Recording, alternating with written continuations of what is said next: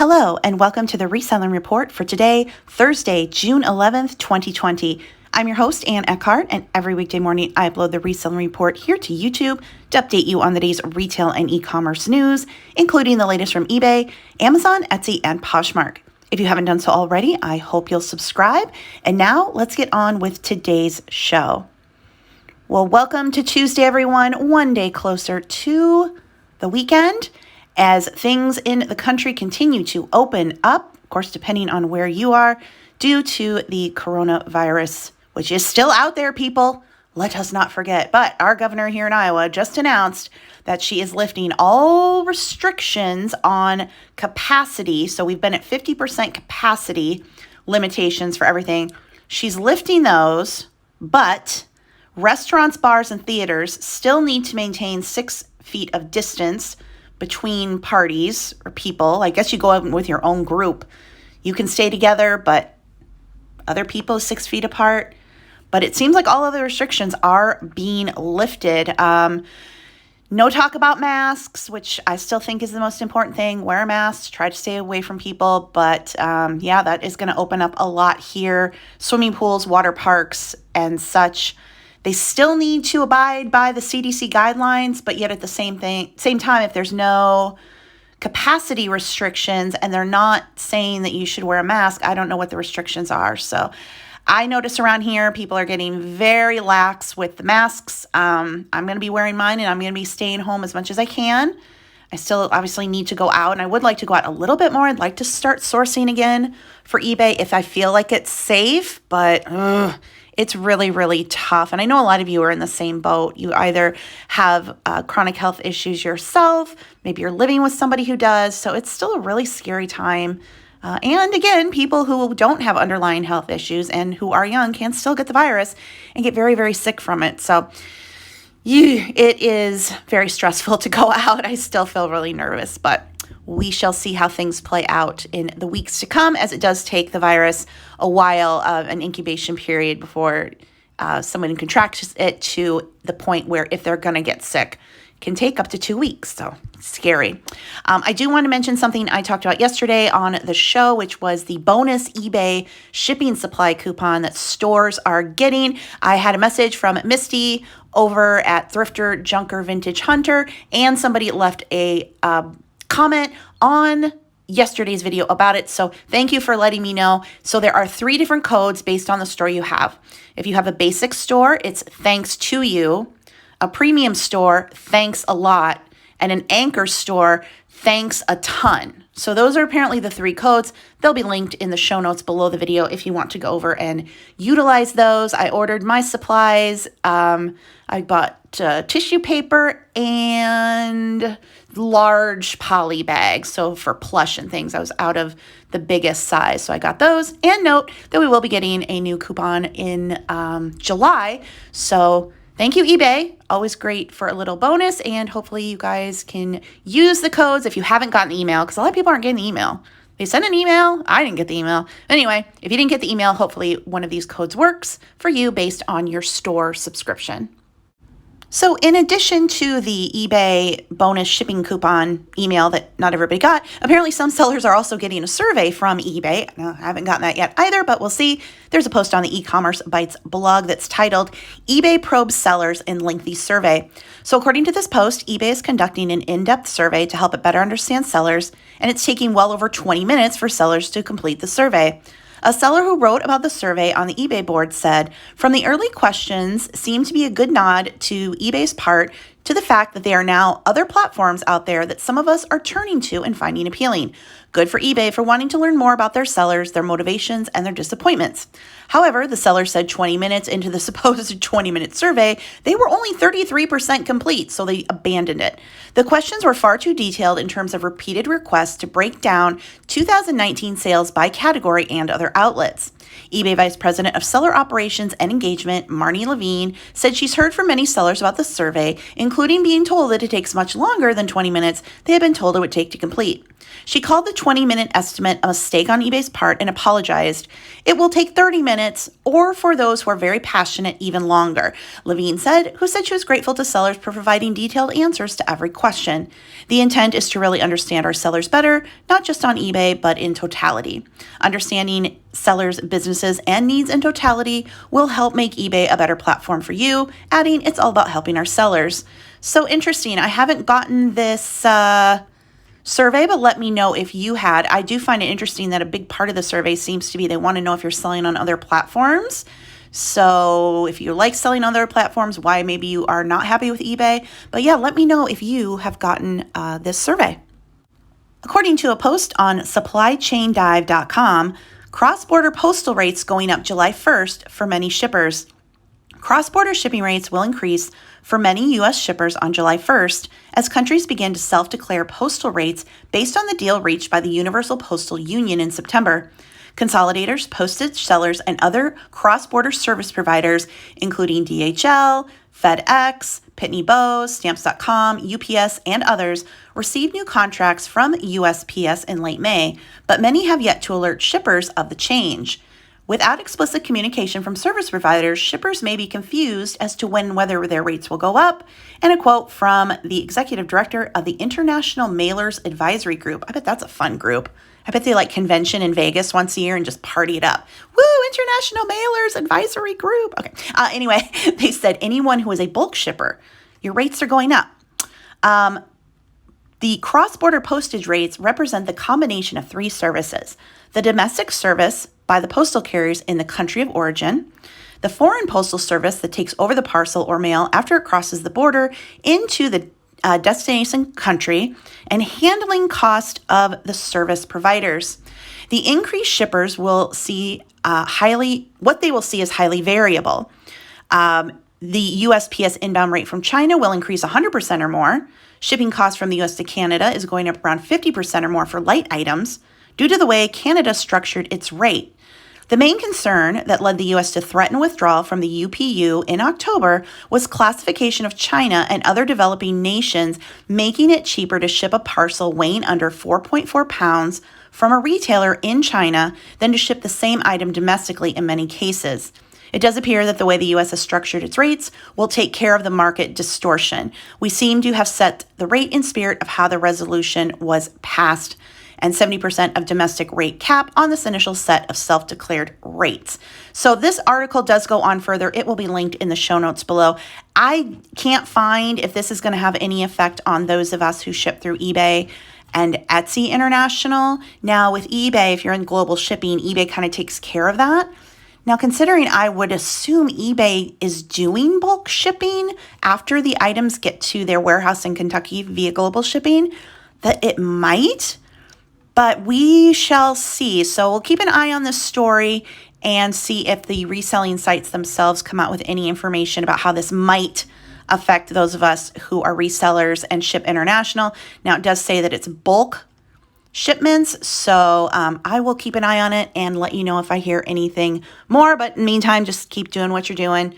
The sites will adjust the rates if it comes to that. And I guess if the rates are too much, then buyers probably won't buy, but I don't ship a terrible amount international anymore. I do use global shipping, which I know is a turnoff for buyers because it's way higher than if I shipped directly to them, but I just feel it's safer. And I never shipped international through Etsy. But let me know if you are handling your own international shipping, not going through global shipping, and if you ship international on any of the other reselling sites. It's no secret that Amazon workers have very publicly made complaints about working conditions at the Amazon warehouses, especially during the coronavirus pandemic, with lockdowns increasing Amazon sales at a crazy rate to the point where they couldn't keep up honoring Prime memberships of 2-day shipping, and things were taking 2 weeks. But in an article that talks a little bit more about working conditions, there's a post on cnet.com. Amazon made this injured warehouse worker sit 10 hours a day doing nothing. David Gallagher, who was on workers' comp, tried to get approval for a leave. He was denied twice over the course of the month. Article reads, work was busy at a Sacramento warehouse. Fellow Amazon employees were buzzing around trying to fulfill a persistent surge of orders coming in during the pandemic. But David Gallagher, who was trained to check inventories, just sat in a temporary break area and did nothing for 10 hours a day, a requirement so he could continue collecting a paycheck. Gallagher is on workers' compensation after being injured at his warehouse and has a doctor's order to stay seated at work at all times. He had previously been working a desk job for a nonprofit as part of an Amazon program that lets employees temporarily volunteer in their communities while still getting paid. When coronavirus infections started spiking in March, Gallagher said the program was paused and he was called back to the warehouse. To do what? Sit, surf the internet on his phone, text his wife, and socialize with the handful of other workers' comp employees in the same break room doing the same thing for days. He sat in that break room for 2 days a week, 10 hours a day, in the middle of a health crisis for 2 months. There was no supervision of these workers, no clearly defined assignments. The whole local human resource office couldn't even explain to Gallagher why he was required to be there. At first blush, money for nothing might sound like a good thing, especially during a recession that's put tens of millions of people out of work. But Gallagher said he was so worried that coming into work was endangering his family's health during the pandemic. Gallagher's father-in-law, who has suffered 5 heart attacks, has diabetes, and uses an oxygen tank, lives with him. So Gallagher tried repeatedly to get unpaid leave from work, but was twice denied. After he appealed the first denial, he was denied again this past Friday. He was approved for leave on Monday, 2 hours after CNET contacted Amazon. I thought it was a great company until all of this started happening, Gallagher said. The way they've done all of this, the way they've treated me at this point, this whole process makes me see them in a whole different light. Gallagher is just one employee in Amazon's sprawling logistics network, which includes over 500 U.S. facilities and 400,000 U.S. warehouse workers. But he's representative of the chaos Amazon has been thrown to during the coronavirus pandemic and how its mismanagement has at times frustrated its workers and let them more vulnerable to infection. So again, this article goes on with some other examples of employees at Amazon. It's really interesting. It'll be linked in the show notes if you want to go and read it. But yeah, we're hearing more and more about Amazon's conditions at their warehouses, especially during the pandemic crisis, not being great. Outbreaks, workers in some places going on strikes. So, and in the meantime, the delays in shipping do still continue. Now, in fairness, no one was prepared for the pandemic and the level of demand it would create on essential items, that there would be a supply chain disruption. But you would think a company as big as Amazon would be on top of these issues and not have people just come into work and sit there for days on end, especially when somebody was willing to take unpaid leave. So anyway, just another Amazon horror stories that seem to be pretty common these days. There's a new ranking of the top 10 e-commerce companies for the year. Amazon continues to dominate with 38% share of the market. Walmart is now at 5.8% and eBay is at 4.5%. Coming up on eBay's tail is Apple at 3.5, which is interesting. And then the rest of the list, Home Depot, Best Buy, Target, Costco, Wayfair, and Macy's for the e-commerce. According to this article over on chainstorage.com. Chainstorage.com, yes. The top 10 e-commerce retailers, with that list, it says Amazon continues to far outdistance all other U.S. retailers in e-commerce sales, but Walmart and other large retailers are showing increased strength as they pivot online. For the first time, Walmart will surpass eBay as the number 2 e-commerce retailer in the U.S., according to a part by eMarketer that ranks retailers by percentage of total online sales. Amazon will increase its e-commerce market share to 38% and extend its reign of dominance. But big box retailers are leveraging their click and collect models to accelerate their e-commerce business. Along with Target, Best Buy, the Home Depot, and Costco, Walmart is expected to grow e-commerce sales more than 35% in 2020. The top growing e-commerce categories will be food and beverage at 58.5% and health and beauty at 32.4% as Americans turn to online ordering for household essentials. Apparel and accessories, the second largest e-commerce category in overall sales, will only grow 8.6% as consumers shift spending for more discretionary, non-essential categories. So we're seeing the other retailers start to creep up. Now, when you look at eBay, 4.5, the next well, like I said, we have Apple 3.5, but we can go to Home Depot, they're 1.9. So they're still quite a ways behind. But we shall see if the traditional retailers start to creep in on eBay, and maybe if Etsy, Poshmark ever make their way up closer to the top. Probably not, but it is interesting, I think, for those of us who use these reselling sites, as traditional retail really ramps up their e-commerce, if it will start to encroach on our sales. Of course, it's going to depend on what you sell, but still happy to see that eBay is in a solid number 3 with 4.5%, even as Walmart continues to grow. Beyond them, eBay is still in a solid place on the top 10 list. Do you sell on Bonanza? There's a new post on the Bonanza blog from Bonanza Greg titled, "Welcome, our seller advisory panel." So Bonanza Greg has this to say: "In January, when I started with Bonanza, the dire need to resuscitate," good grief, I almost couldn't read that, resuscitate, brother, "our passionate seller community to be at the core of our foundation quickly resonated with me. This idea of increased seller engagement that will sustainably guide us towards long-term success became paramount with fraud reduction and compliance for our company. The first task was appointing Shelley Brewer as our seller happiness manager, oh brother, to develop our plan, and thus our seller advisory panel was born. As promised in this vlog, we have created the panel, and I'm excited to introduce our inaugural new members. We received a mind-blowing number of applications, and it was so inspiring to see all the sellers willing to help us to develop a best-in-class value proposition where we can clearly and quantitatively demonstrate that we are the most seller-centric marketplace in the industry. Our special message to the hundreds of sellers who took the time to apply and desire to play an active role in helping guide Bonanza to be back on top, we say thank you, and please do not let this curb your Bonanza enthusiasm. There will be other opportunities for you to get involved. We thank you dearly for your continued support and passion."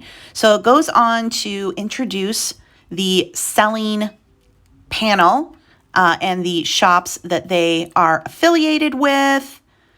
And what are these people going to do? They're just providing insight and giving feedback. So, do you sell on Bonanza? Have you ever sold there? I know of Scavenger Life. I remember hearing them talk about how they used to sell on Bonanza because it would cross-post from eBay, but I don't know that they do that anymore. I've never been on it, but Bonanza Greg, you got to love Bonanza's enthusiasm, you know. It's inspiring, Bonanza, anyway. But yeah, if you want to go over and learn about these Bonanza sellers, the article will be linked in the show notes below. American shopping malls were in trouble before the pandemic, but coronavirus has made things even worse. And according to an article on CNBC.com, a third of America's malls will disappear by next year, says ex-department store executive. A third of American malls are going to shut permanently by 2021, according to one former department store executive, as their demise is accelerated due to the coronavirus pandemic. The mall has been losing ground for a long time now. Now it's losing ground faster, says Jan Niffen, I believe, a current retail consultant and former exec at the May department stores, which was eventually folded into Macy's. I expect we're going to see at least 20% of the inside of the mall go, and I expect to see a third of the malls go a lot sooner than we thought. Initially, he was expecting roughly 33% of America's malls to go dark by 2030. Now he thinks that will happen by next year. There are still about 1,000 malls operating in the U.S. A large majority are classified as so-called B, C, and D rated malls, meaning they bring in fewer sales square foot than an A mall. An A++ mall could bring in as much as $1,000 in sales per square foot, while a C+ mall does about $320. Per Green Street's analysis, there are roughly 380 C and D rated malls out of the 1,000 currently open, and those are considered the most at risk of going dark permanently as they don't generate enough sales to maintain the property and have greater vacancy rates. Macy's chief executive Jeff Gennette spoke on this reality on Tuesday during a fireside chat with Cohen & Co. analyst Oliver Chen. When you look at the bulk of those stores, they're in Green Street A malls, referring to the locations that Macy's plans to keep open longer term as it shuts 125 stores over the next 3 years. 51% of our stores and 65% of our sales are in A malls, and they're the best malls in the country. They will stay, definitely, in my perspective, will stand the test of time. According to Niffen, Macy's is here to stay now that it has secured $4.5 billion in new financing to weather the COVID-19 crisis. But the future of many other retailers is less certain. Department store operator JCPenney is still trying to emerge from bankruptcy as a smaller business. Stage Stores could be forced to liquidate if it doesn't find a buyer. Signet, the owner of jewelry brands including Kay, Zales, and Jared, said Tuesday it will close as many as 400 locations as its sales plummet due to the pandemic. A record 25,000 store closures are expected to be announced by retailers this year, and about 55 to 60% of those closures will be in American malls. So how does it affect those of us who are resellers? Well, people buy things at malls and large chain stores, and then they end up at the thrift stores and garage sales. Fewer stores in your area mean fewer chances that you're going to find items secondhand, right? People have to travel more to shop, order online. There's already talk of people holding on to things longer with the economic situation, not wanting to just buy and donate, buy and garage sale it out. So when you think about where you live, what brands are sold at your local mall? And if that mall goes away, are you going to be able to find those brands and those items at your local thrift stores? Definitely something to think about. Now, here in Iowa, I know the two malls that are doing really well are the Coral Ridge Mall in Coralville, which is kind of like Cedar Rapids, Iowa City, if you're not from Iowa and you're like, where's Coralville? It's on a major interchange with the interstate and highway. And then Jordan Creek Mall in West Des Moines, Iowa. Those are considered destination malls, and those malls are doing really well. All the other malls, not so much. In my area, we have two shopping malls, and both are hanging on by their last thread. The mall closest to me, we've lost Yonkers, JCPenney, Sears. Now Dillard's is going to close, and Gordman's is going to close. That's all 5 anchors at my mall closest to me gone. At the other mall, it's lost Yonkers. It's lost Walmart, which I know it sounds like Walmart, what the heck, but Walmart used to be like at the end attached to the mall, so you could go into Walmart from the mall. Once that left, that mall died. There's a Von Maur department store there, but the majority of the mall is empty. So really sad. I mean, if you're an 80s kid like me, you lived at the mall. I miss the mall, but the mall sucked. There's like no good food courts and nobody wants to go to the mall anymore. But yeah, we shall see how this ends up playing out and what stores near you may not be there anymore, which means you're not going to find the stuff secondhand. So, RIP malls. I guess you're going to go down as a footnote in history by the end of my life. Will there even be a mall? I don't know. And that's a wrap on today's show. If you liked it, please be sure to give it a thumbs up and leave me a comment, even if it's just a hello or an emoji. That engagement really helps with YouTube's algorithm. Check out the show notes below the video for links to the articles I referenced. You can email me your questions or reseller stories. My email is below. I have one, and I'm going to read it tomorrow. So maybe those will be a Friday thing if I get any more. Thank you so much for listening. I will talk to you again tomorrow. Have a great day. Bye.